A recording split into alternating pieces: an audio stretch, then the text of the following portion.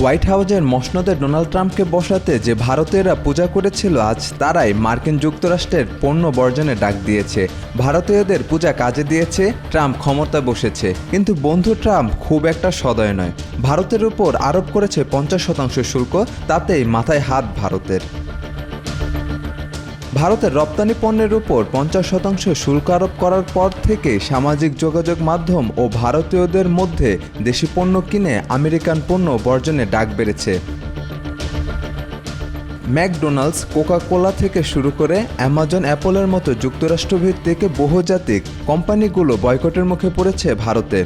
ব্যবসায়ী নেতা ও প্রধানমন্ত্রী নরেন্দ্র মোদী সমর্থকেরা মার্কিন শুল্কের প্রতিবাদে যুক্তরাষ্ট্রবিরোধী এই মনোভাব উস্কে দিচ্ছেন। বিশ্বের সবচেয়ে জনবহুল দেশ ভারত মার্কিন ব্র্যান্ডগুলোর জন্য একটি গুরুত্বপূর্ণ বাজার। ক্রমবর্ধমান সচ্ছল ক্রেতাদের লক্ষ্য করে এরা ব্যবসা বাড়িয়েছে। মেটার হোয়াটসঅ্যাপ ব্যবহারকারীর দিক থেকে ভারতের অবস্থান শীর্ষে। ডোমিনোজের রেস্তোরাঁও ভারতে অন্য যে কোনো ব্র্যান্ডের চেয়ে বেশি জনপ্রিয়। পেপসি ও কোকা কোলার মতো পানীয় দোকানে তাক জুড়ে থাকে। আবার নতুন অ্যাপল স্টোর বা ডিসকাউন্ট দেওয়া স্টারবাকস ক্যাফে খুললেই লাইন ধরে মানুষ।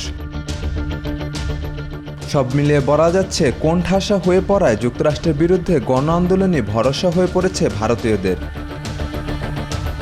সাজিদ আকরাম, সৌরভ, আজকাল।